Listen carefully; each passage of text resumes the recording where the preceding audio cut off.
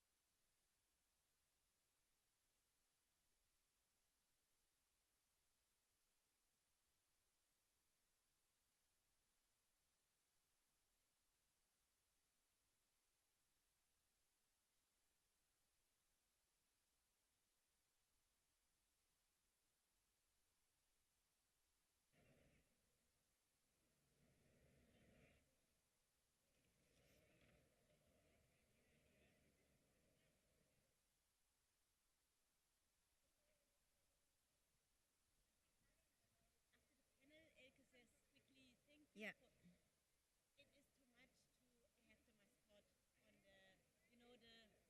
Ah. Yeah. But then maybe it's better not to do it after the panel, but at the very end, that she comes back on the stage. Because after the panel, we still have the award ceremony. And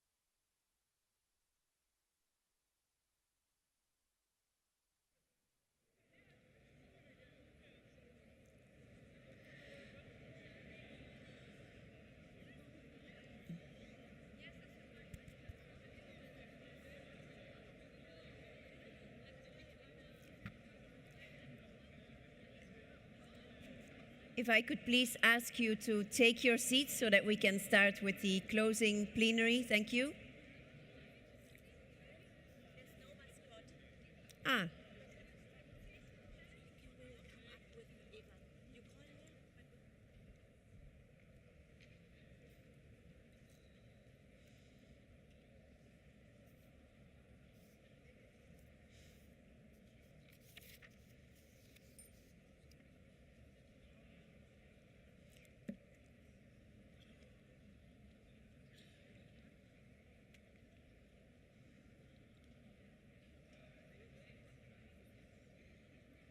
Please take your seats. Thank you.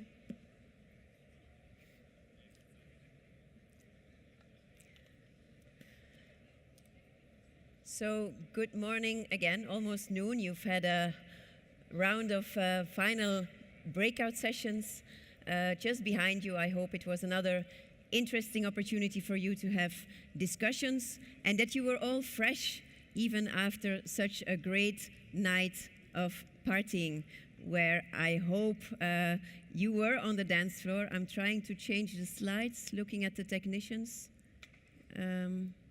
Yes, there you go. So all the embarrassing pictures from last night, of course, we will make sure to share them on social media.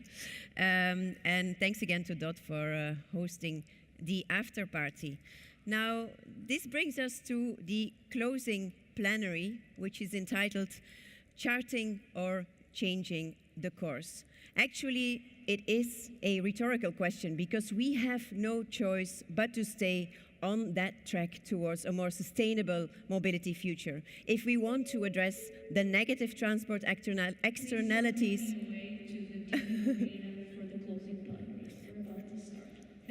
Fair enough, we have started. If we want to address the negative transport externalities that cities and regions face, we really need to change on track. And we even need to further accelerate that shift. So if that rhetorical question means anything, it's not that we need to change the course, we need to accelerate. Throughout much of 2024, European countries have faced severe flooding from prolonged heavy rains, events directly linked to climate change. And these floods, including the recent ones in Valencia, have caused tragic loss and widespread damage, and they make the climate emergency very, very tangible. Meanwhile, the re-election of Donald Trump in the US signals another challenging geopolitical hit that aligns with an ongoing wave of populism and extremism globally. And that's also compromising climate and sustainability goals. In this very complex landscape that we're currently in, resilience, perseverance, and commitment are essential. So we have no choice but to keep our eyes on the ball. Cities and regions hold the keys and are sticking to their ambitions, and so should Europe. Throughout the past legislative period, major European policies have been decided and targets have been set. A huge deployment agenda is now awaiting us, which significantly impacts the local and the regional level as well.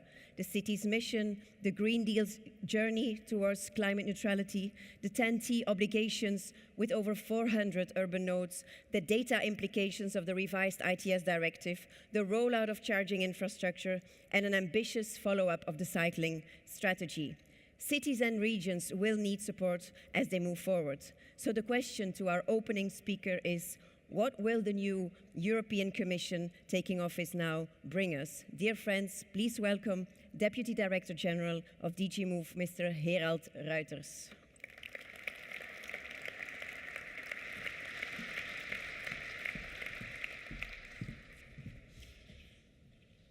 Ladies and gentlemen, dear Karen, it's a real pleasure and honor to be with you here today at the closing plenary of POLIS 2024 in Karlsruhe.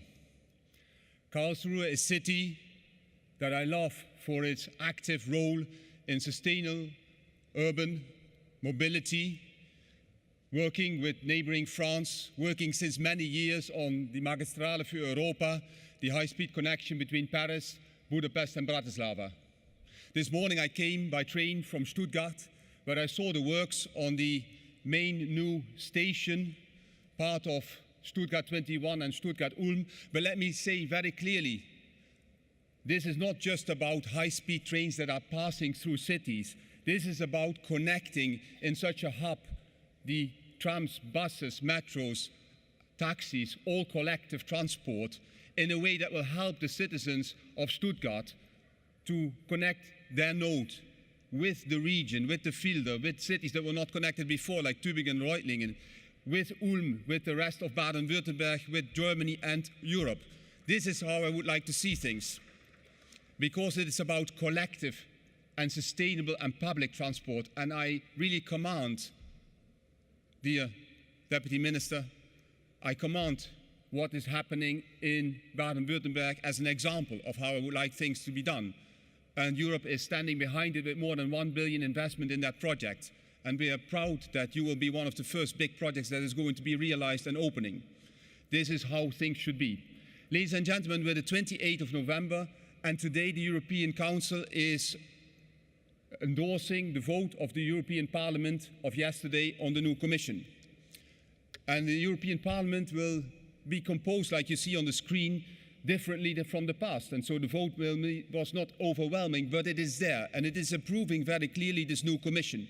And so as of Sunday, we will have a Commission led by Ursula von der Leyen for the second time for the years 24-29, and with Apostolos Tzitzikostas as the Commissioner for Tourism and Transport. Or Transport and Tourism, that's the right formulation. And all of these commissioners will have to work together. He will not only have to work with Vice President Fito, but as much with Ribera or with Virkkunen or with all the others. Because transport is not only about transporting people, but it is also about the economy, it's about life, it's about society. And ladies and gentlemen, there is so much uncertainty, increasing uncertainty all around, that we need stability. And I will be very clear. I will try to sum up a few of the points that we have in our pocket, stability and blessings that we can count, as one says. And I will also try to say a few challenges ahead of us. So let me be very clear, Karen. It is not charting or changing. It is charting and changing. It is reinforcing and being determined where we want to go.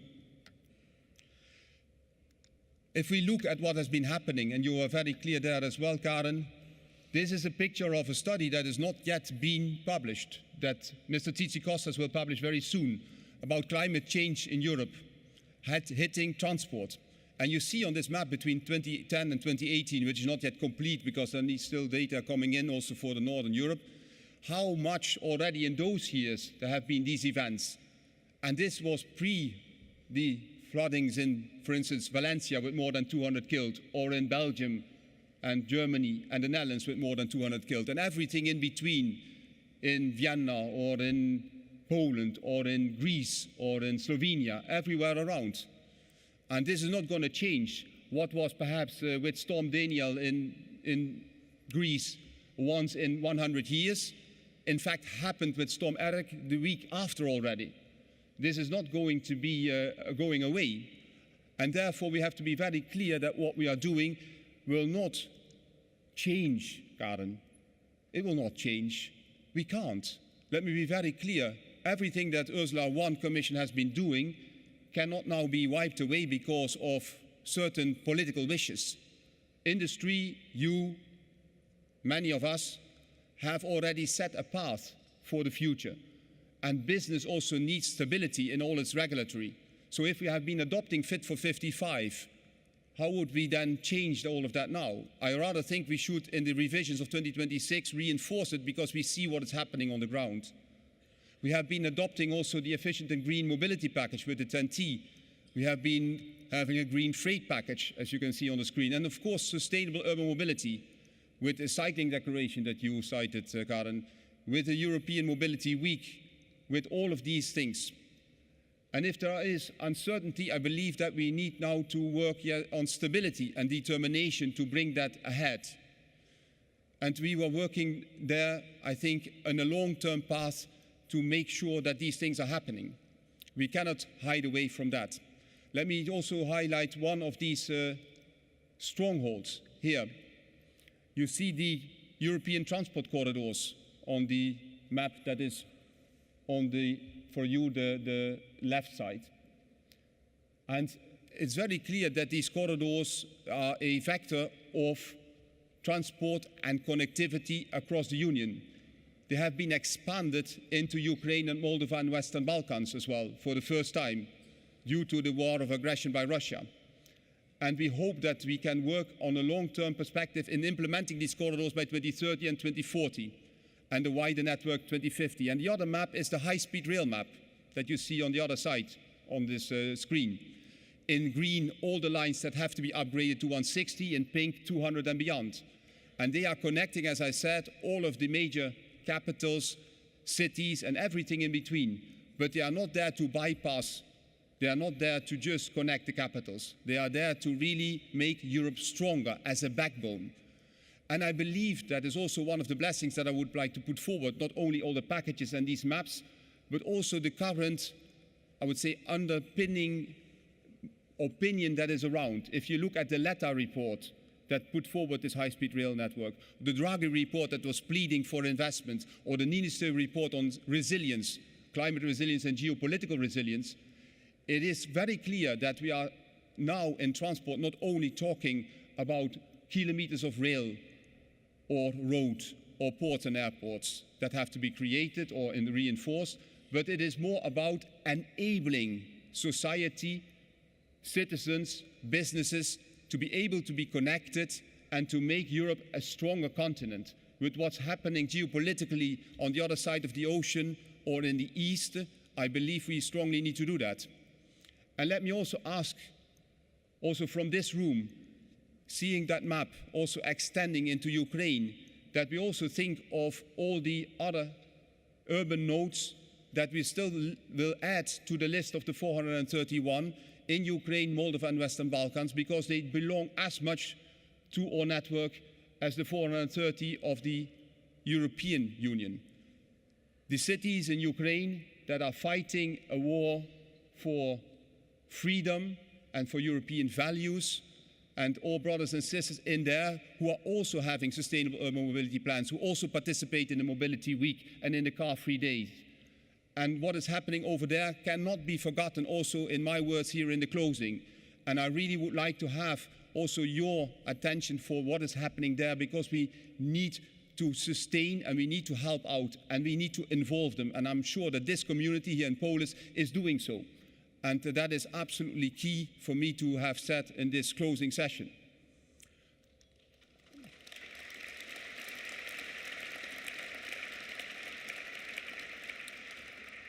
So when you see this map now of the urban nodes, the 431, I believe we will be close to 500 when these nodes will be added through a delegated act by the Commission in Western Balkans, Moldova, and Ukraine. And in fact, ladies and gentlemen, that allows me to say that we will not chart, but also change. And change in the meaning of what you have been saying, Karen, to reinforce and to be determined to go forward and the full mile. Because whatever is populistic saying may do, that we have to step down from this madness of greening. No, it is not. Such things like in Valencia can happen to any one of us and may be devastating in one night more than what we can build in a decade. So we need to be prepared for that. And the network of the 431 plus to be provides us an opportunity to work together across boundaries, across member states, across governments, between the Union, the European Commission, and you directly. Because these 431 plus cities of the future will have to have a SUMP, a Sustainable Urban Mobility Plan, indicators to measure, a passenger hub and a freight hub, and that is a solid basis of cooperation with an obligation underpinning, an obligation in the end leading to a stronger policy, building upon the very good cooperation of the past like we have it in POLIS and all the networks, but also allowing to step up also then on the budgets that are linked to policies and on the visibility of all the work. Because subsidiarity is very good, because implementation is local. But to have also a common socle, as we say in French, a common base of work amongst us fortifies us and will make us stronger in pleading towards the Union and pleading towards member states for budgets, but also for recognition of this policy work that you are doing. And you can see that here in this beautiful map, but you will also see it in the mission letter of Tzitzikostas.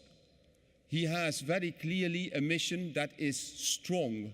And I am very happy, having worked with him over the past 2 months, to see that he, as a regional governor, knowing what cross-border is about, having witnessed, for instance, also flooding in his countries, is fully, I think, on the page to deliver on this mission, to deliver on the TEN-T, to deliver on a high-speed network which is integrating cities and regions, single and digital booking and ticketing, a sustainable transport investment plan, and all of the other points on this screen. Because, ladies and gentlemen, that will allow to not only chart, but also change in the positive. And here I would also like to conclude, and not to speak too long. You will find in us, in the Commission, also a partner for everything you are doing. We love this cooperation that we have. We have a very strong EGUM, an expert group on urban mobility. We have a recommendation on how to implement sustainable urban mobility plans. We have cycling ambassadors. But we also have to work with you on everything that will be coming over the next 1.5 decades until 2040 in implementing these policies that are also foreseen now in regulation on TEN-T. And it leads also to the budget, and I conclude by that. In budgetary terms, there is a lot of uncertainty what will be happening. Member states are heavily indebted, and there is a very strict way of handling that. But it doesn't mean that we as a transport community, and also fighting for sustainable urban mobility in cities like you are, that we can plead for investments which are not consumative, but which are really investments for the long term, and where the local, regional, and national European dimensions can meet. Investments in grants from, for instance, Connecting Europe facility in urban mobility, or also from other programs, whatever they will be called in the future, but also investments in blended forms, like we are doing already with you on, for instance, the AFIF, the Facility for Alternative Fuels, and which I hope there will be others in the future, so that we can work also with the EIB, with national promotional banks and private banks, to flourish, for instance, all the changes that we need to have on fleets, on fuels, and on decarbonized public transport. And this fight will be one of the main ones for this investment and competitiveness commission that will be. So clearly, I believe that this conference can be a real starting point also for a new commission that will start on Sunday, where we will be working together ever more closely and not change, but chart, and change to reinforce and be determined to have the positive civil forces and the positive democratic forces for the future being united as much as we can across your and our networks. I wish that there will be many more POLIS conferences and that we can work together for a very long time in the future. Wishing you success. Thank you. Thank you very much, Herald. Don't go yet. I'll give you some chocolates and a beautiful cup from the land. And very, very happy to hear that we are staying on track and that you continue to be a strong ally for city and region. So that's exactly what we wanted to hear. Thank you, Karen. Thank you, Herald. So let's hear now from a POLIS member that has been on the course towards sustainable mobility and at the forefront of innovation for many, many years. And also does not shy away from bold leadership. Lars Strömgren is Vice Mayor for Transport and the Urban Environment at the city of Stockholm. And he can often be found riding through the city on one of his bikes. With the city setting new benchmarks in urban sustainability, from pioneering zero-emission zones to driving advancements in clean vehicles and micromobility, we cannot wait to hear from him what Stockholm's key innovations and challenges are in its mission towards climate neutrality and Europe's green goals. Lars, the floor is yours.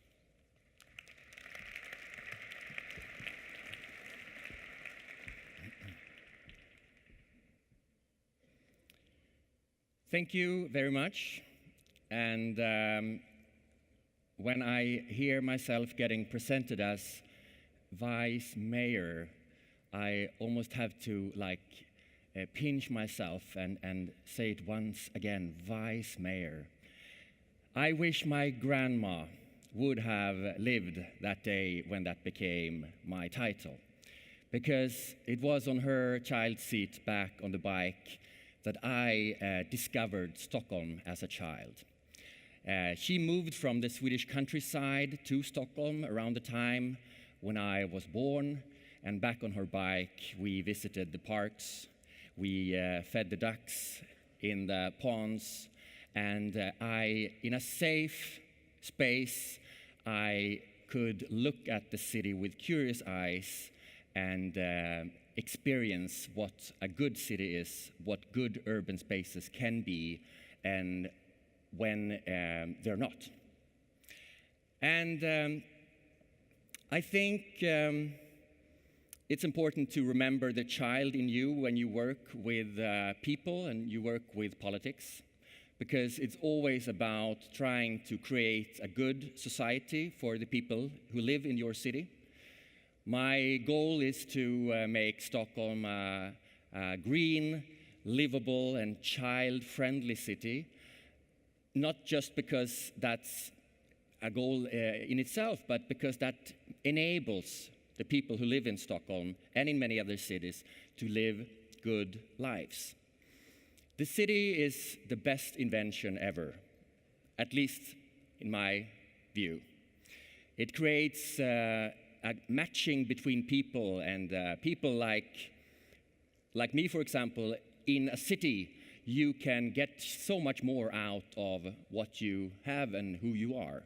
You can be free, you can learn from other people, and you can share with other people to create something that is much bigger than if we would do it all on ourselves. And the city also is resilient.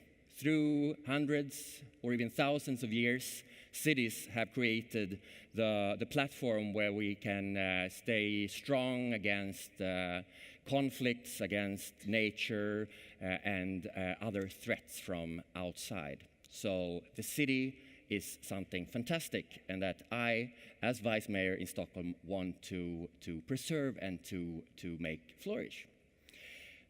But I think I'm preaching for the crowds, because I'm sure that most of you in here also have a memory of how you discovered your city the first time. And we all know that cities bring good things to us. But it doesn't happen automatically. Everything changes, and we need to have courage and protect and protect and serve the things and the values that we hold dear. My grandma moved from the part of Sweden called Gnosjö, an area where nowhere in Sweden so many companies are started. It's a quite religious area, but people stay together. And they know that if it's worth doing at all, it's worth doing well. And that's something I have kept in my work and political journey. There is a German saying, wer ein Warum zu leben hat, trägt fast jedes Wie. Or in English, the one who has a why in life can bear almost any how. And I think that's important to remember when cities and our society in many ways now face times of challenge, that we keep our why close to our hearts and remember what we want to do and why we want to do it. For me, my call to action to get engaged in the city of Stockholm was 2007. Many interesting things happened then. We introduced congestion charges, and we also got a new vice mayor for transport who wanted to remove the newly built bike lanes. I couldn't stay passive. I needed to get engaged. I became a member of the Cyclist Federation in Sweden and thought that I need to do something about this. I cannot just sit and listen. And this vice mayor didn't then succeed to remove the bike lanes because for some reason the civil servants postponed it or forgot to do it, so they're still there. But it was, as everything moves, and there's always different movements and movements of the pendulum. So there was a backlash. So 2012, the conservative government in Stockholm sort of made a different move in comparison to this Mikael Söderlund, vice mayor, and made the urban mobility plan that said that pedestrians should be on top when we plan, then cyclists, then public transport, then freights and goods, and then the private car. Not because we don't like cars, but because the values that are created in a city need space, and we need to be efficient and use space carefully.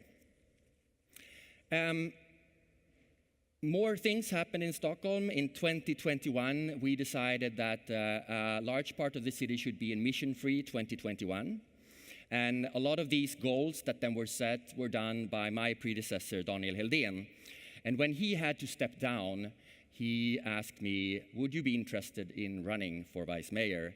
And I said, thinking of all the hate and all the tough things you need to live through, I was very, very skeptical. But then I also listened to the words, if not me, then who? If not now, then when? Some years have gone since then, and now we do a lot of things to make Stockholm a green, livable, and child-friendly city. As before mentioned, we are now on the 31st of December introducing a clean air zone in an area in the central business district. We also work with car-free areas, urban environment zones, school streets, and I always remember sitting back on my grandma's bike, and I want to give that to future generations. So what do we need to do now? We need to think of the whys and realize that we are important for the challenges that are ahead. Cities play and will play and have to play a major role in order to handle the challenges that we face. And the costs in not acting will be much, much higher than doing what we can now. And it was some days ago here in Germany, we celebrated the 9th of November when the people in Leipzig walked around the church and said, we are the people. And I think we as cities and citizens of cities needs to think of the fact that we are the people who will have to deal with the consequences of climate change and floods and heat. So we need to do something. We cannot just sit and wait. There is a very interesting time now with the new EU Commission and Parliament. And it's important that we also as cities, in a dialogue with the European level, explain why cities are important. And we need to make a voice that is strong and that we do together. And because cities, since we are such a big part of the population of EU, the challenges will get to the cities first. And we also need to realize that, that there is no real platform if we don't create things like POLIS or other groups to share our experiences and to make our voice heard and communicate it to the EU level. Backlashes happen, and I have many mails in my inbox from people who are angry because of the clean air zone.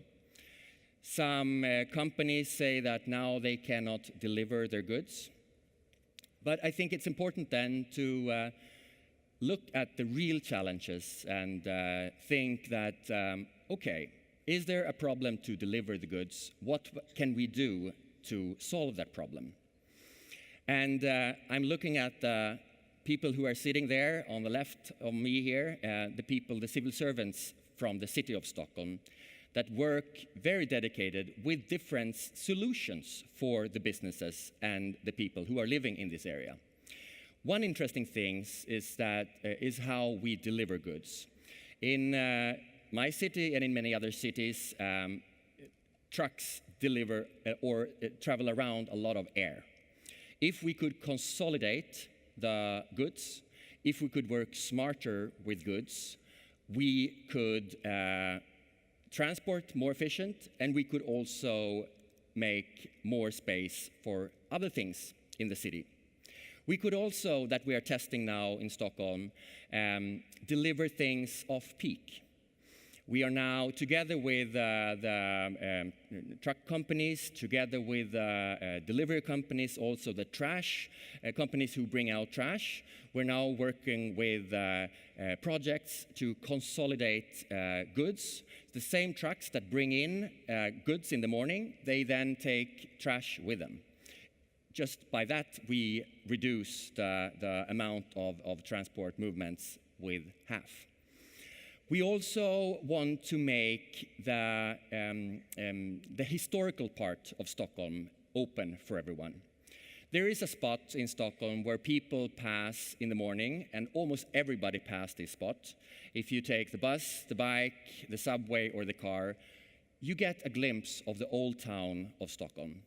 And for me, I think that's very important, because all the citizens of Stockholm, they are reminded that they're a part of a historical chain. There was a reason why Stockholm once was founded on this spot, and we need to remember that in order to understand how we will move into the future. And in that area, we have created something else. We have not used the clean air zone, which means that only electrical vehicles and biogas and hydrogen can travel, which is the rules in the city center or central business district. Instead, we have wanted to create something that more connects to the historical heritage of the city. We want the squares to be more open and green. We want the deliveries to be made last mile with smaller vehicles, and we also want to use storytelling in order to make people interested in this historical part of Stockholm. We're now soon in Christmas times, and every morning from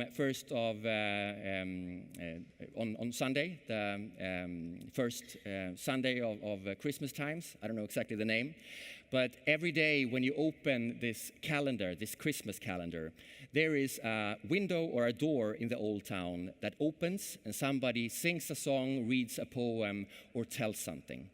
It's very important, I think, that we connect what we want to do for the urban development with a historical link. And by telling the stories of this old part of the city, we also connect the people to the original history and the reasons why cities evolved through the years. Cities are fantastic. We can share, learn, and match. Therefore, we want to make cities, Stockholm, greener, more livable, and child-friendly. And it's not always easy. We need to remember the first memories when we met a good urban space and think that the one who has a why in life can bear anyhow. So no matter how many mails you get from angry people, you know that there is a large, silent majority that many times love the things you do, and you need to listen to them, even though they not always make their voices so strong. So we all share this story, we all share this ambition to create good cities for people, and I encourage you all to stay strong and to listen to your why, and I'm looking forward to follow your journeys in how you develop your own cities and environments. Thank you. Thank you so much, Lars. Stay strong, keep up the good work, and listen to the silent majority indeed. Thank you very much. Very inspiring. So, Are cities and regions inside and outside the EU ready to play their part? That's of course what we also need to discuss. And what do they need to further step up their game? What is needed to systematically scale up the transformation of the mobility sector and the mobility ecosystem that we so desperately need?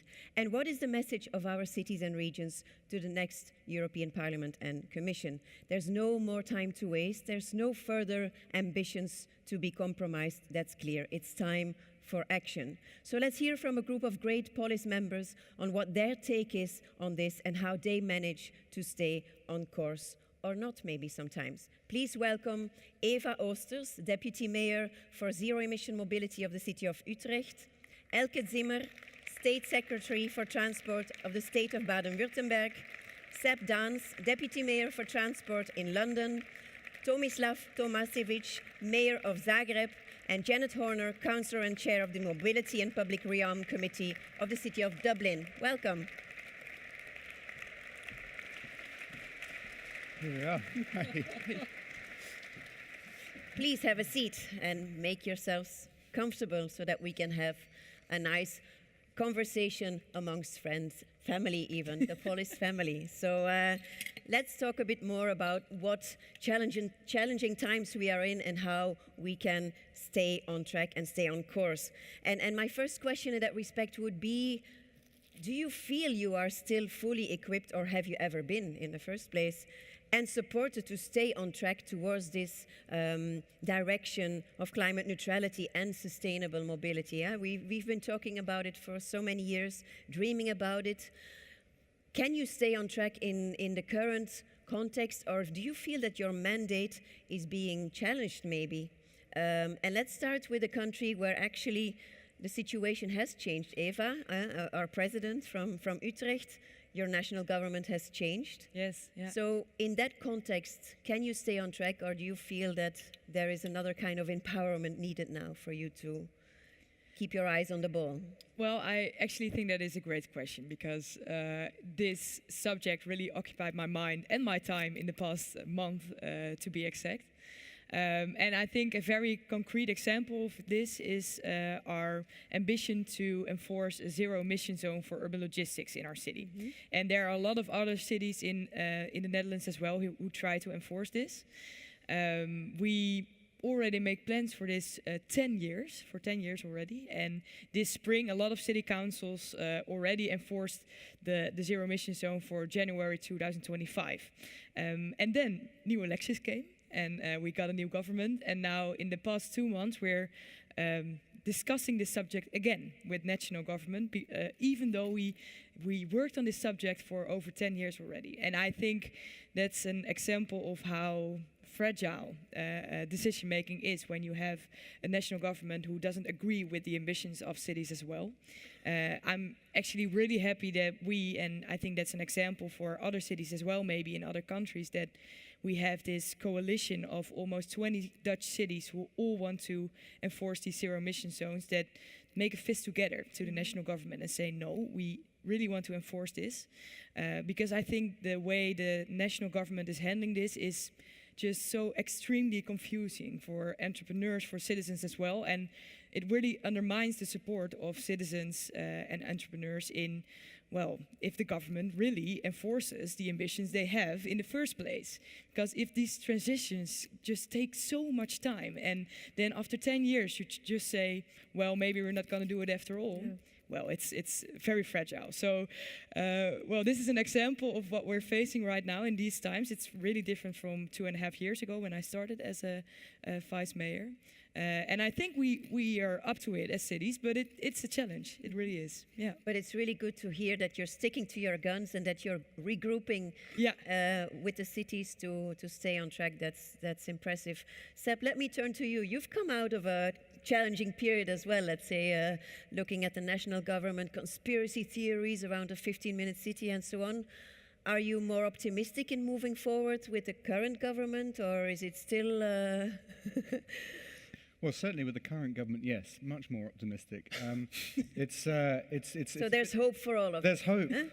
Honestly, there's hope. No, but it's a bit like a breath of fresh air. So we as I've said before, we are very dependent on fare revenue in London. So the proportion of income that TfL, Transport for London, gets from fare revenue is far higher than for other cities because we don't get the corresponding support for operations from national government. So what we have had before the change in government is a series of discussions that have been very difficult, where they have attached different and difficult conditions to the funding that we've received simply to keep the transport network going.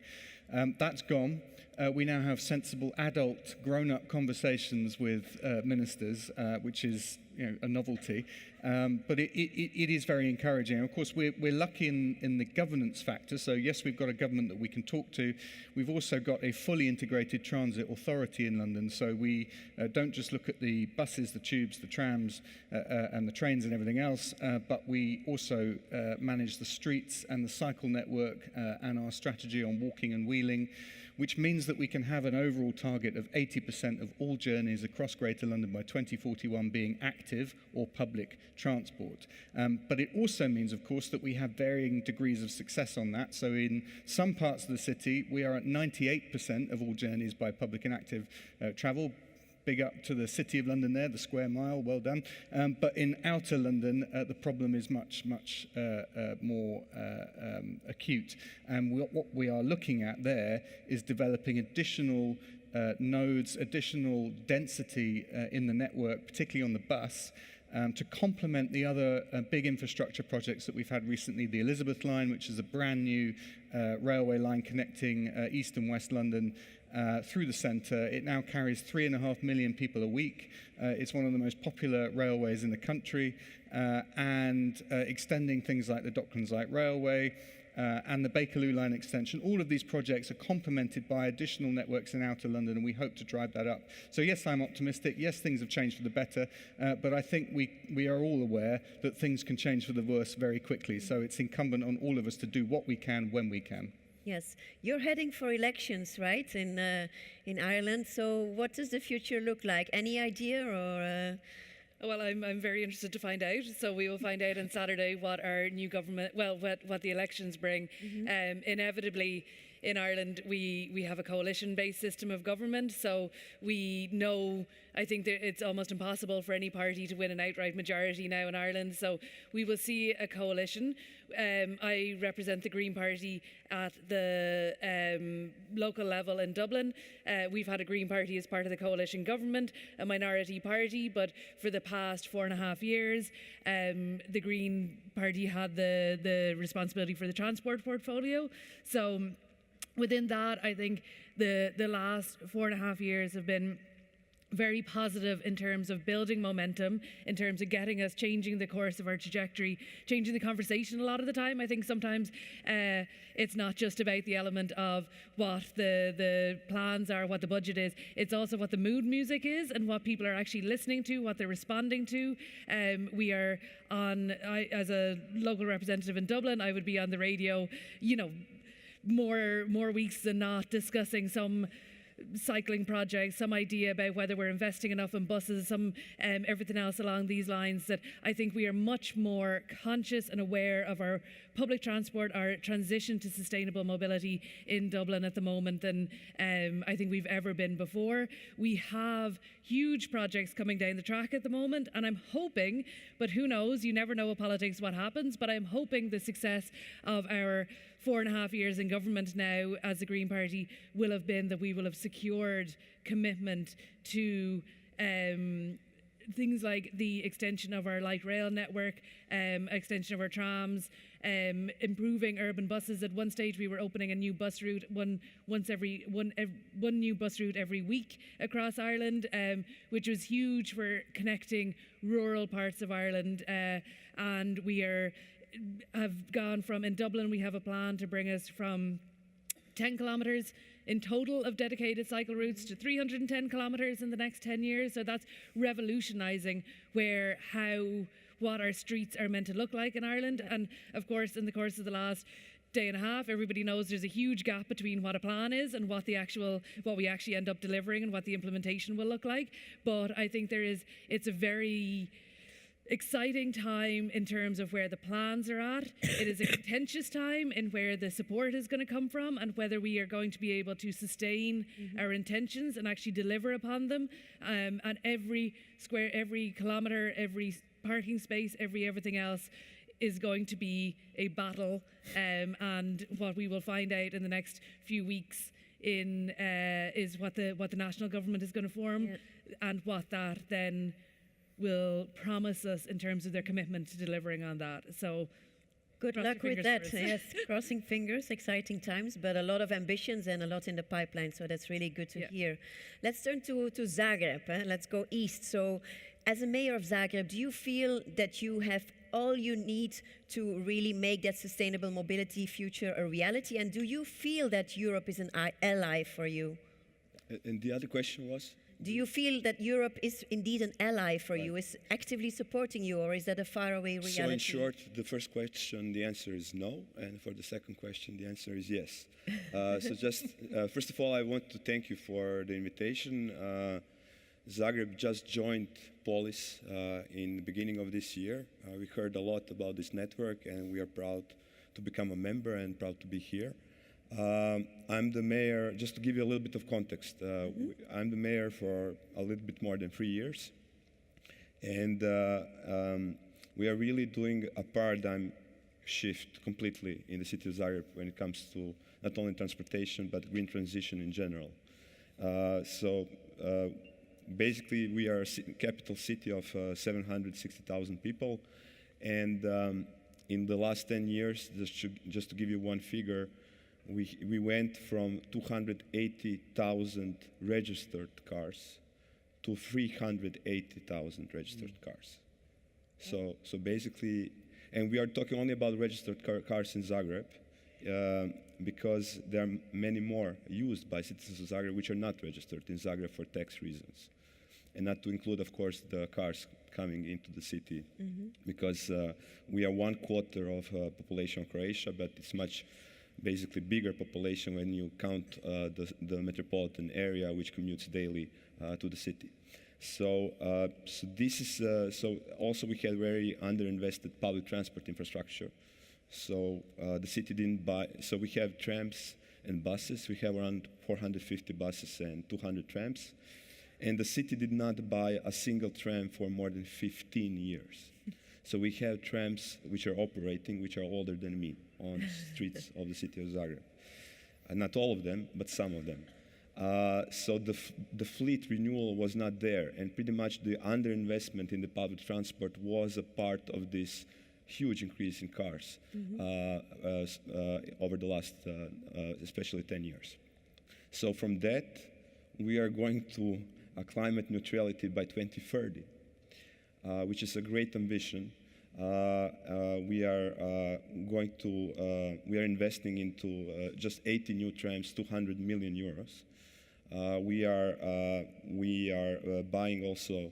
We are putting the whole fleet of buses to electric buses with the aim, if not 2030, at least 2035, because we also want to use the diesel buses which are still operating and not just to throw them away. I mean, because I don't think that's very sustainable also. So we are also investing a lot in different modes of sustainable urban transport infrastructure. But what is missing, when you ask me, I mean, especially the funds, obviously. And here I would say one of the main asks when I talk with the mayors, especially of the capitals around Europe, is the direct access to EU funds, especially when it comes to transport infrastructure. Yeah. So not going through the national government, which was the dynamic of your first question to the other panelists, because that would speed up this green transition much more. Of course, there are many other problems like bottlenecks, because right now all the cities are doing the same thing in the same time. So there are bottlenecks in terms of production of electric buses, deliveries. I talk with the mayors, they are delayed all over Europe. So there are many challenges of doing this, but if I would say what would be the instrument which would help the cities would be direct access to EU funds. I hope, Herald, you heard that message as well. So channel the funds to the cities and the regions, of course. And let's turn to regions. You were referring to climate neutrality by 2030, and you are a mission city. And Elke, in the state of Baden-Württemberg, you have several mission cities as well, Heidelberg, I think, and Mannheim. As a region, you have very clear climate ambitions as well. What are you doing to support your cities in that journey towards climate neutrality? We have very clear missions and targets. We want to be climate neutral in Baden-Württemberg in 2040. That means 10 years ahead of the European Union, for example. And we're very proud to have these mission cities, Heidelberg and Mannheim. Heidelberg is a new POLIS member. Yes, absolutely. And I think the vice mayor is here as well, but I haven't seen him before. Raoul. And unfortunately, we not only have these two cities, we have lots of other regions and cities in Baden-Württemberg as well who want to be first runners or pioneers. And with these cities and regions, we have a standard format of exchange. We want to discuss with them to get out of the silo, not only looking at cycling, looking at pedestrians, looking at public transport, not only looking at mobility, because mobility has a strong impact to other topics as well, for example, the social impact. And we try to encourage these cities to look to get out of these silos and to look what is important for health for the people, for example, or what is important for democracy. Mobility is one of the basics for democracy, because mobility encourages the people to come to places to meet other people. So that is what we are doing with these cities, and we have a special funding for these cities as well. We call it climate bonus. These cities, almost all of these cities have a climate mobility plan. We call it in Baden-Württemberg. It's similar to the SUMP plans from the European Union. And when the cities have these plans, then they get a special funding, a benefit, when they implement infrastructure, sustainable infrastructure in mobility, for example. But the problem we challenge at the moment, because it was your first question, we have the federal government has the votes in February, and we really don't know at the moment who will be the winner at the election. And at the moment it looks as the Conservative Party will be the winner. At the moment we have a coalition between the Social Democrats, the Liberals, and the Greens. When the Conservatives win, I think we get a backslash in terms of sustainable mobility in Germany, in terms of funding, in terms of guarantees for the sustainable mobility. So that's quite a problem we're facing at the moment, and a challenge. So also uncertain and challenging times. It's quite uncertain, yes. Yeah, I can imagine.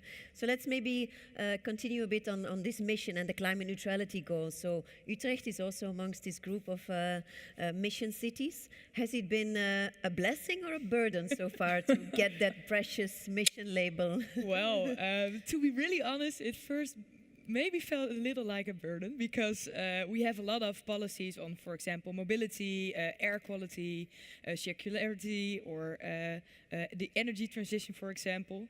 And all these policies needed to fit in the format of the climate neutrality mission as well. So that took a lot of time, and we are really working on that mission. But at the same time, it was a blessing in disguise, because in this way we could see what our blind spots were, where we really could use the help of others or get inspiration from others. And I think, to answer your last question as well about how do you think Europe is funding you or helping you as well, that conferences like this really show that we as cities have so many of the same challenges, and that it's so helpful to hear inspirational stories from others on conferences like this, that I think this cooperation of cities in Europe helps us a lot. And at the same time, it's not only the network of cities, but the network of, for example, European companies and cities as well. So I think we had a nice example this week where we worked together with the Renault Group, with My Wheels, with We Drive Solar as well, to make a new vehicle-to-grid system with shared mobility. And without the help of European partners, that would not have been possible. And now we have wonderful solution for, well, our mobility challenges and at the same time our grid congestion challenge as well. So that is the power of Europe as well. So just the cooperation between these different partners. So not only the funding, but it's broader than that. Yeah. Cooperation, Seb, it remains important even though there has been such a thing as Brexit, but you remained within POLIS. We still love our UK. We still love you. love our UK members, but I assume it's not different, not any different for you. You're also targeting climate neutrality as an ambition, and which measures are you taking, particularly in the transport field, to decarbonize that sector? Yeah, absolutely. I mean, I was a former member of the European Parliament. Every time I see a map of the UK greyed out, a little part of me dies. But anyway, never mind. That wrong will be righted at some point in the future, believe me. But anyway, we do very much believe, obviously, in working together. It's why forums like this are so important. And of course, we see around the world that cities are absolutely essential and often working in contrast to what national governments are doing. I mean, we can't escape the fact that obviously the US is about to change administration, and that has so many question marks. Most of the answers, we presume, are not good ones, but that doesn't change the fact that we will be working very closely with cities across the US, who, of course, in California, in New York, across the entire US, and of course that applies as much to cities inside the European Union as it does out. In terms of what we're doing in London, we're very cognizant of the fact that transport is a big source of carbon emissions, obviously. Housing is the predominant source, so in terms of insulation, working with government to retrofit, and also, of course, linking transport with development, with new housing. All of that is underway, and that is going to be a big part of achieving net zero by 2030, which is our target as well. But on the transport element, we've got the new links that I mentioned. We've got the overall target that I talked about. But we're also decarbonising our bus fleet. So we have at the moment 1,700 zero-emission buses, but we have a fleet of some 10,000 buses, which is the second largest in the world after Shanghai. So we have a huge task ahead of us. But one of the things we're doing is looking at innovative finance options to accelerate that. But we have to work with national governments. So it's one thing having the zero-emission buses, that's great. But if the power grid is not decarbonised, then obviously we're not contributing at all to a solution, albeit we are improving the air quality. So we have to work with government on that. And I'm proud of the fact that the UK, one of the first countries to burn coal, has now become the first country to stop using coal in electricity supply. So it can be done. And I think if you work in tandem on these things, thank you very much, then it is entirely possible to do that. So if we can decarbonise our bus fleet, we will halve Transport for London's overall carbon emissions, which is the equivalent of the city of Birmingham's emissions gone. So it's a huge prize, and we're working very hard for it. And you find what you need on the market? Yes. Yeah? In terms of the buses, yes. You have double-decker electric buses. They run all day. They run on long routes. They're reliable. They require less maintenance because there's fewer moving parts. And the important thing is passengers love them because it's a smoother experience. You don't sit there with the vibrating engine, and you've got charging points. We've got sunlights, would you believe, windows in the roof on some of the new buses. So yes, they're very popular, and of course they're quiet for residents as well.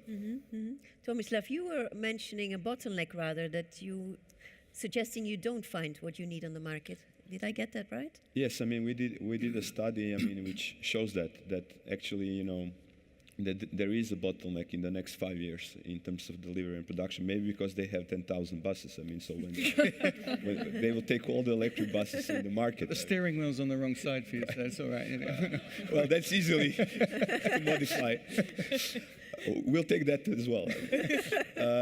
But in terms of we are also climate emission city. We are also proud in that. We are the only, of course, we are the only city in Croatia in climate emission cities.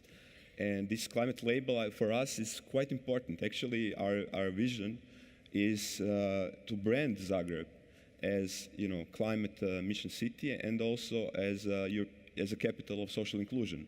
So what I'm proud of also, and our vision of green transition, that green transition can be only successful if it's socially just green transition. And we really believe in that. In affordability, for example, public transportation, just this year we extended free of charge public transportation to 160,000 people. And we are now subsidizing public transportation from the city budget by 85%. So our fares are the cheapest in the country, and they are actually cheapest in this part of Europe. So affordability, accessibility is really important part of our green transition policy, also in transportation. But what I'm proud of, that all of our social policy, actually this year we have become the European capital of social inclusion, where our social policies were applied for evaluation with 75 other EU regions and cities, and we won the first prize. So this kind of socially just green transition of climate neutral city of Zagreb is actually what we brand ourselves with, and this is where we want to go. Yeah, you touched upon a very important point there indeed, because we have to make sure we don't leave anyone behind in this transition. It's something that we're working on a lot as well within the context of POLIS. So let me check with Dublin. You're also a mission city. So great. But how do you make sure that this transition towards climate neutrality is going to be fair, just and inclusive? Are you paying particular attention to that as well? Yeah, I mean, I think that's absolutely central to what the challenge is. Certainly, just reflecting back on the map that we saw with the Britain and Northern Ireland there greyed out, it is a further isolation of Ireland in a way, obviously, and it's something that, looking at a lot of the other presentations that we've had in the last few days, I find I'm looking with envy on so many other countries that have those land borders and land masses to connect to the rest of Europe with, which obviously we don't. We are hugely reliant on air aviation and, in some cases, ports, our Dublin port for very sea-based transport of goods particularly. So we're isolated from that point of view, and that brings in quite a lot of different challenges from the logistics of managing transport in an international way. I think in terms of the justice and the kind of core aspect of that, I think that is a constant conversation that we are having, and it is a constant challenge. For me, I think it's frustrating because I think that transport is actually one of the things we have a strong economic case, we have a strong climate case, we have a strong health case, we have a strong all these cases to say that this is actually an area of the climate transition. There are aspects of our agriculture. We are a very agricultural dependent economy that is going to be painful for that transition. It involves a lot of change. We are disadvantaging certain sectors that have been a backbone of the Irish economy for a long time. But transport should be the win for everybody. It is a win on every different sector to be looking at it. And I find it frustrating that we continue to have that back and forth a good bit on whether this is actually in the interest of the country, of the citizens, of the residents of their cities, or not, to be investing in these issues. Everything from and then I find there's a lot of bad faith arguments that come through with this as well, where one of the things I find frustrating at the city level is we are being told constantly that cycling is an elitist form of transport, and that this is sort of disadvantaging people who are working class members of the community who rely on their cars, which all of our evidence would tell us the opposite of that. But there is narrative, and there is, a kind of fact. What the evidence will show. And sometimes you are trying to fight a strong narrative with evidence is not always actually very productive. So we are trying to shift the narrative, trying to tell the different stories that are out there about how enabling a better public transport system, enabling better, more sustainable transport, advantages social inclusion, allows for more people to participate in our cities, in our public life, and that we can see that as a gain for ourselves and strengthening our city as a whole.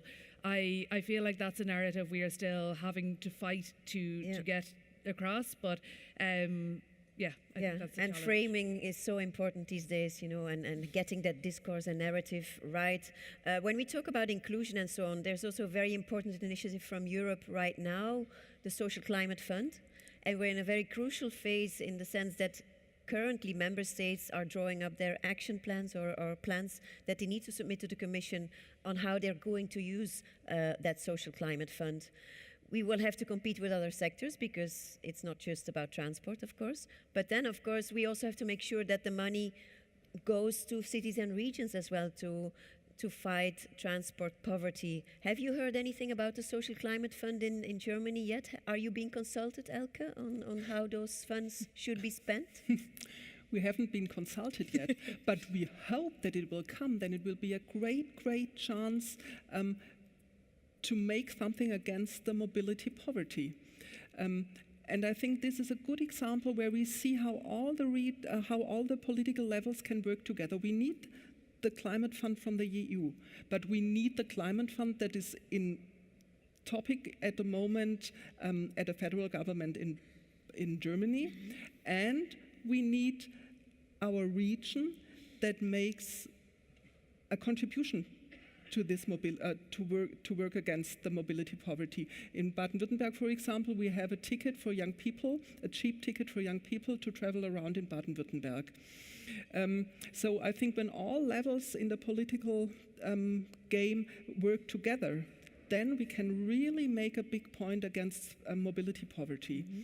And this will be so important because mobility is the key for being a part of the society. Mm-hmm. And everybody should have the possibility to take part in this mobility. We have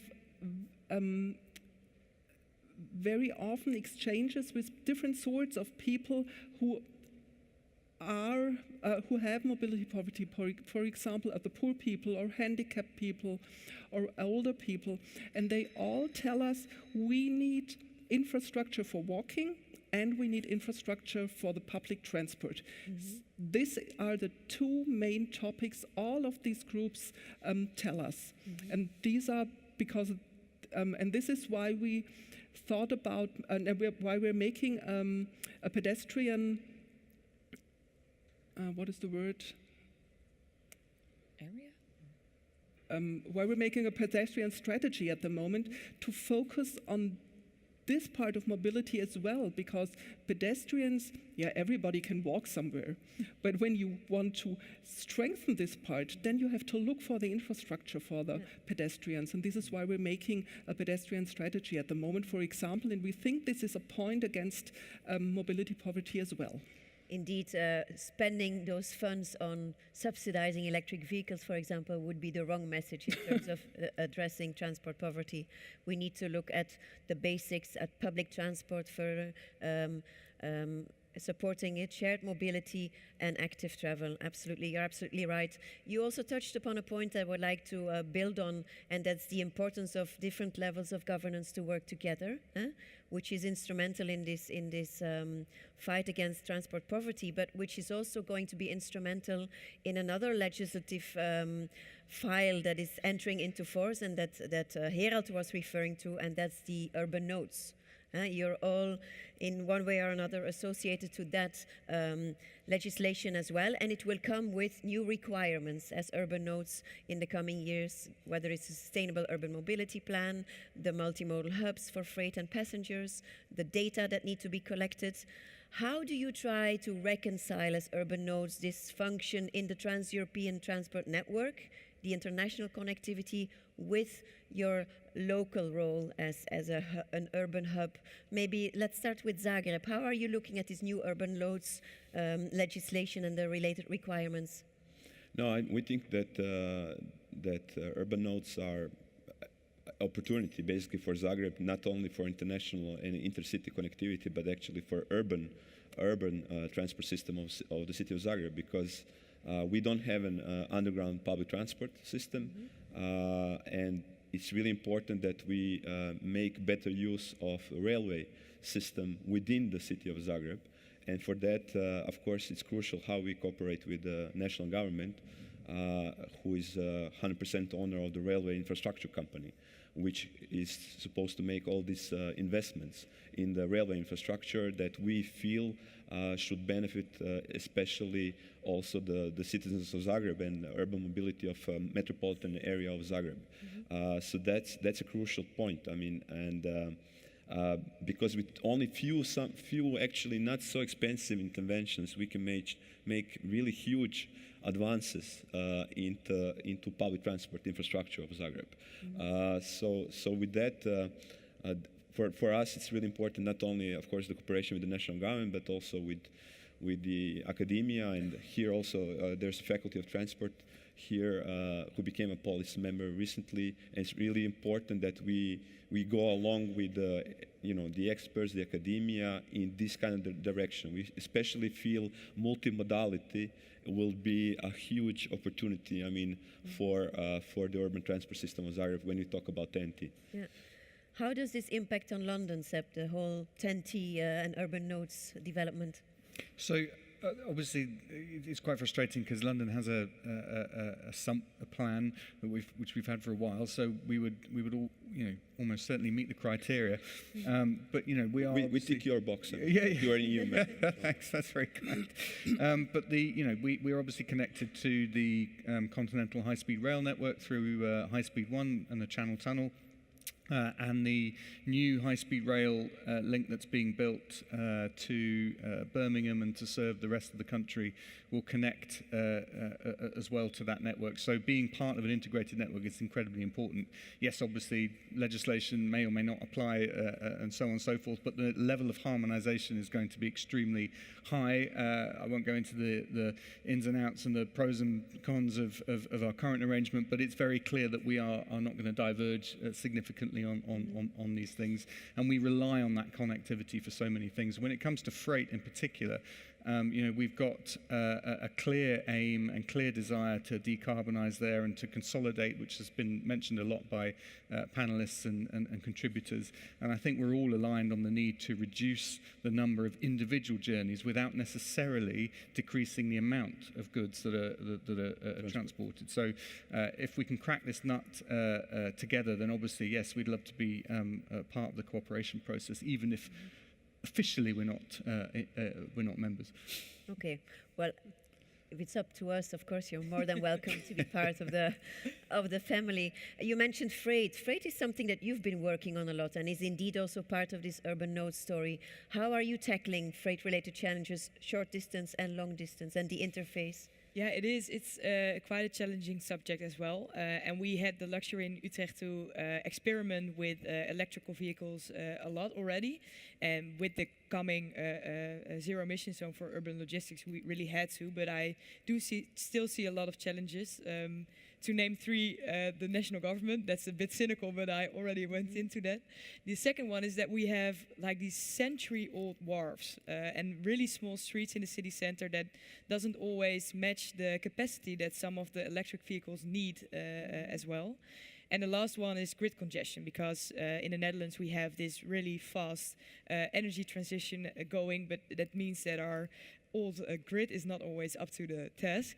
And we try to face the second challenge, so from the old wharves and the small streets, just to make hubs on the edges of the city center that are welcome to water and to roads as well. And in that way, we try to make hubs where we can transfer from these bigger trucks or bigger boats to the more light vehicles that are more compatible with our old city center. And for the last one, we really pioneering in the Netherlands to make group contracts, for example, with large companies in Utrecht as well, to make more space on the grid and, for example, use our shared mobility for vehicle to grid, for example, just to see how we can make this old grid, we can help the grid to make our energy transition possible as well. Yeah. So these are some examples of the challenges, but also for the solutions we try to make. Very concrete cases with solutions indeed included already. That's great. I would like to touch upon one last file that is on the European agenda in the coming period as well. We have this European cycling strategy now. you're already doing very well in the Netherlands. We're but trying, yeah. we heard from you in Dublin that you also have very high cycling ambitions, moving further and rolling out further infrastructure as well. What is your expectation and wish with regard to that European cycling strategy, and how could that help you? In what way? I think so. You know, we've sort of been talking a little bit about how there's so many variables in how we are securing our ambition, and whether it's local governance structures, national governance structures, kind of funding, etc., a whole range of different things.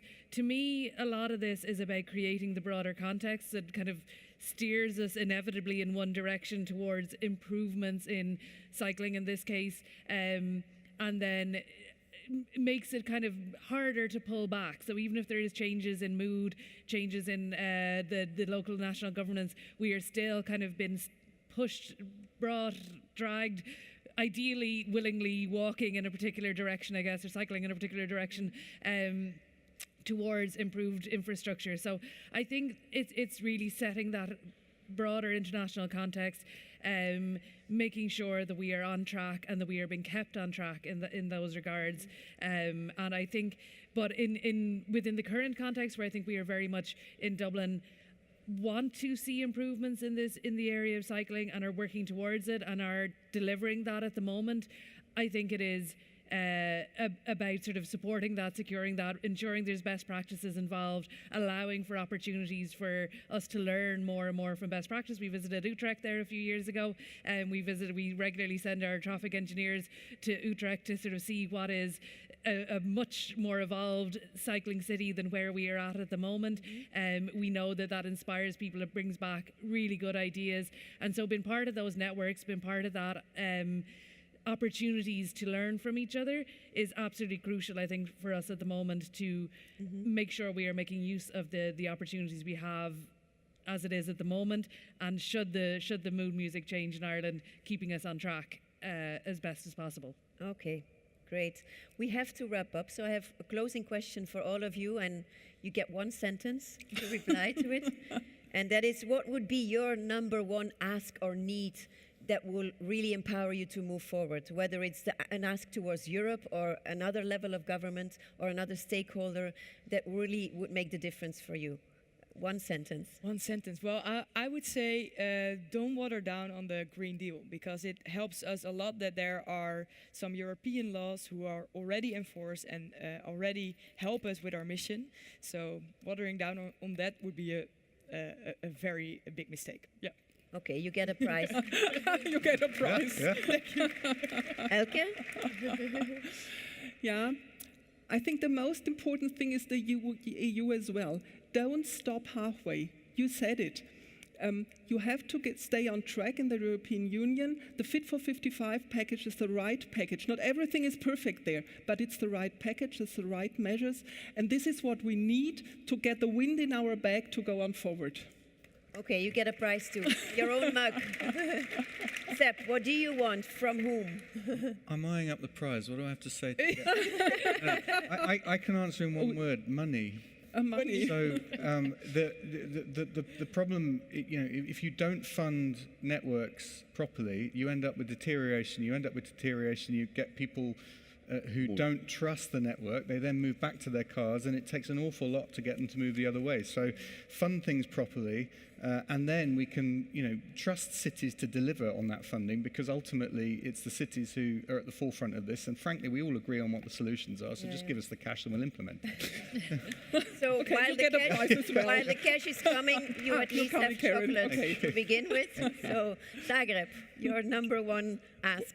Well, I already said direct access to EU funds and the London and Greece.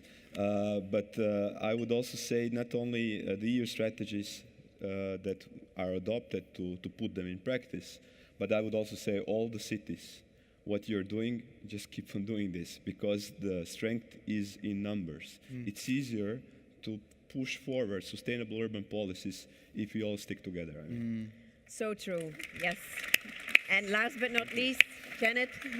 I'm very nervous. I'm going to be the only one not to get a prize now. Let's see. I think in Dublin, I would like to make it much of an accelerated process for delivering on our sustainable infrastructure. I'm very nervous that the metro line, the extended light rail network, I will be in my retirement before I am taking my first trip on some of those pieces of infrastructure. So I would like to accelerated delivery processes will be my number one ask, I think. Okay, you get the prize too. Thank you very much. Please join me in thanking the panelists. Thank you so much. And please.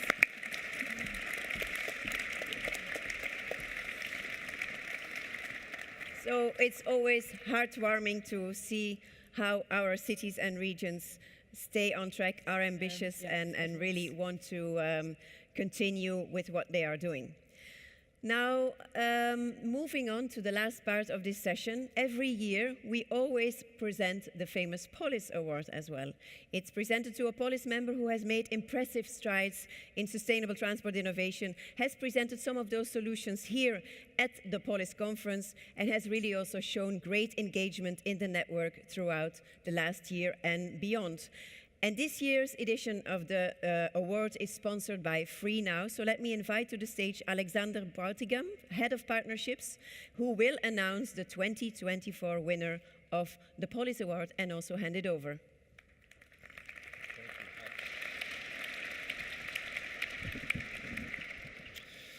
Hello, hello. Hi, everyone. Thanks for joining the closing ceremony today. My name is Alexander Broutigam. I'm the Global Head of Partnerships here at Free Now. And before I start, I would like to thank our hosts at POLIS for receiving us here and bringing together all these mobility experts from both public and also the private sectors to have this constructive exchange about the future of mobility. So thank you very much. Our pleasure.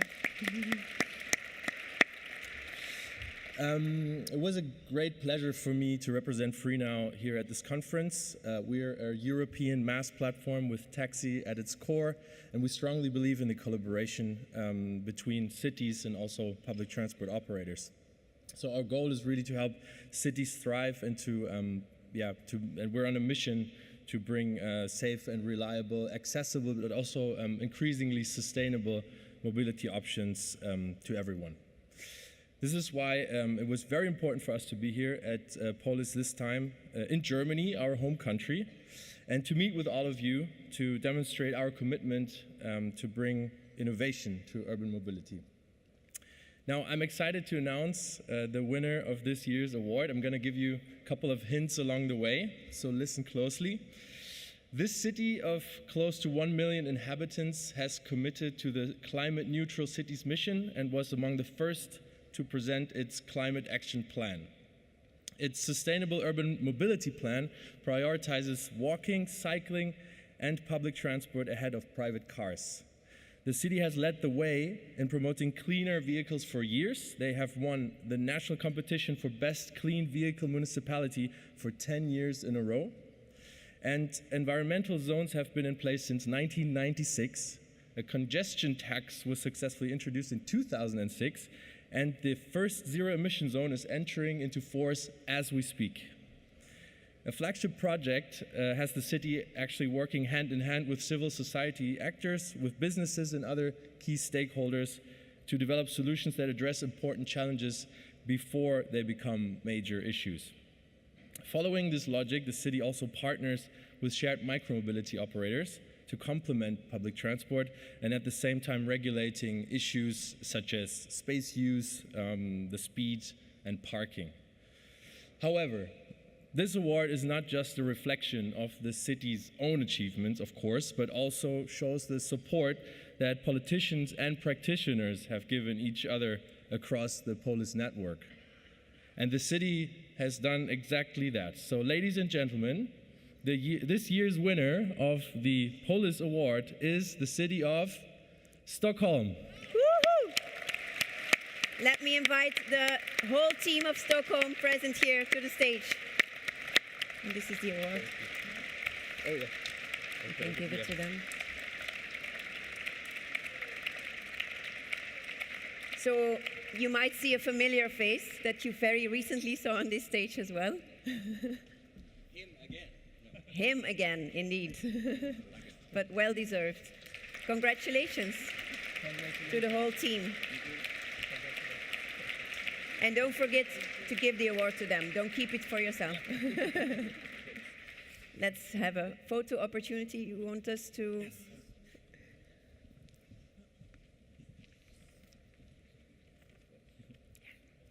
These are the people doing stuff. I'm the one talking. So they are the most important.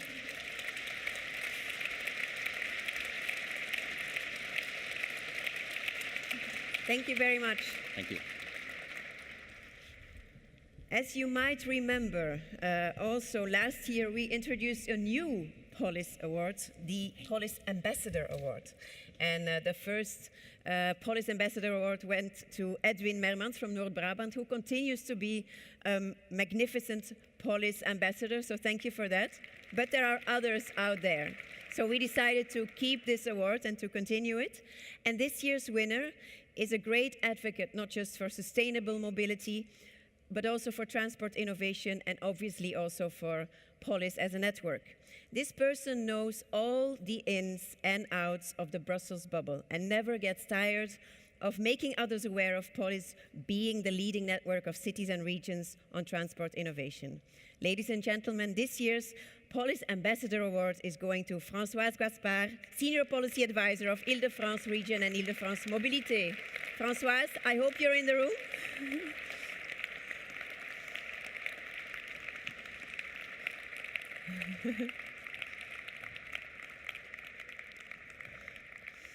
Well deserved. It's so much better if others, like our members, tell us how great we are, because if we have to do that ourselves all the time, it gets a bit embarrassing. So thank you for that, Françoise. Thank you, Karen. Would you like to say something? Thank your parents or your husband? Very briefly. Okay. So no, very briefly. So thank you for this distinction. It's a true honor to be your ambassador. Since we joined this network in 2012, I need to ask to Julie, but I think it's the date. I think that we already achieved many milestones together. I have gone with this network with all of you. I am rich with memories. Yes. About conference parties, for sure. And but I would like to take the opportunity to thank you, the police team, for the hard work. And you know that Karen and Ivo, you are a special place in my heart, for sure. Perhaps more seriously, we know that the current situation is not very good. We presented with my colleagues of Île-de-France Mobility how today we can invest in public transport, how investing in sustainable urban mobility is investing in our future, a better Europe. Ursula von der Leyen has presented his priority, the priorities of the new Commission in September at the European Parliament. We know that competitiveness will be now the key word, but I think that competitiveness is not a taboo for public transport authority, for public authorities in general, if we keep climate neutrality, adaptation to climate change as core priorities. So you can count on me in view of discussion of the next European budget to advocate for us, for our sector, for this network. And I think that this distinction, this to be your ambassador, will encourage me even more. Thank you. Thank you, Françoise. Don't forget your certificate. So we are coming to the end, and therefore time has also come to thank some people. Thank you from the whole POLIS team to you, our audience and our beloved members. But thank you also from me to the POLIS team. I love you all. You're the best colleagues I can dream of. And I would like to invite some people to the stage who more than deserve the spotlight today. This is also the moment where I always choke up. So Alexia, I hope you're in the room. Our queen, our rock star events manager, who keeps on managing this conference even if we go beyond the 1,000.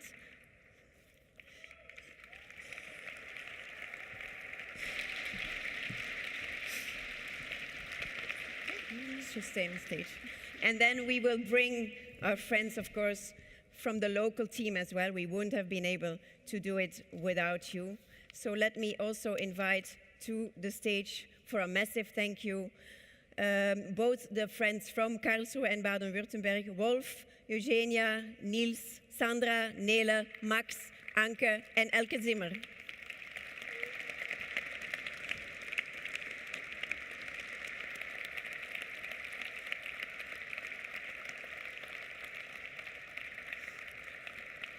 Some Belgian chocolate for you. I don't know if you also want a cup of the land. Thank you so much. It's been a great pleasure to work with you. Maybe some of your colleagues are out there, but we also have chocolates for them.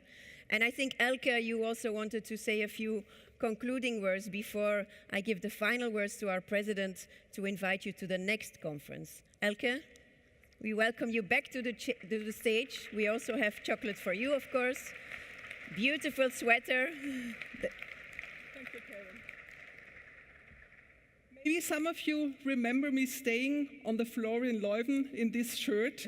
I invited you to come to Karlsruhe, to Baden-Württemberg, to the land, to the annual conference of POLIS 2024. Now it's time to say goodbye for us.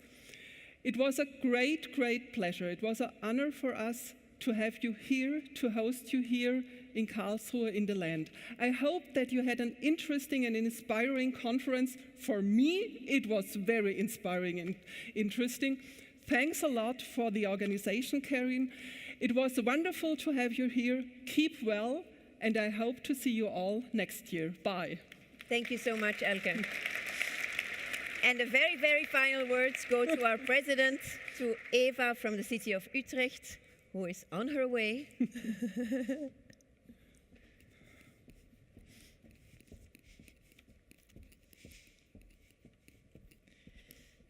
Well, a heartfelt thank you to Elke and to Karen and your wonderful teams for organizing this wonderful conference. And over the course of 2 days, you came together to discuss the future of mobility in your European cities. And in many insightful discussions, panel discussions, but also presentations, you hopefully got a lot of inspiration, a lot of new ideas, and laid a fantastic base for new innovations. And I want to thank you all to the impact you had on this conference as well. And I would also like to give my gratitude to you as an audience, because with your presence and your engagement in all these sessions, without it, it would have just been a gathering instead of a conference. So it's very good that you're all here. But I must say, the conversation doesn't end here. On December 2nd, the new European Commission will begin its work, and Commissioner-designate Tzitzikostas has expressed his commitment to continuing the implementation of the Green Deal and reducing emissions for mobility. Alongside emissions plans for cross-border rail transport, active mobility will be a key focus to make our cities more green. And Mr. Tzitzikostas will certainly benefit from the support of forward-thinking cities and regions like ours. That's why we are excited to continue our mission as well. Because next year we look forward to welcoming you to Utrecht, a historic city with a 140-year-old... Thank you already. A historic city with a 140-year-old cycling path, maybe the oldest in the world. We didn't check it, but I think so. But Utrecht is also at the forefront of the vehicle-to-grid charging, and we can't wait to host you next year on the 26th and the 27th of November. I would love to see you all there. And before that, we have a video of showing already how beautiful Utrecht is. So we can start the video. Thank you, Eva, and see you all in Utrecht. Thank you so much.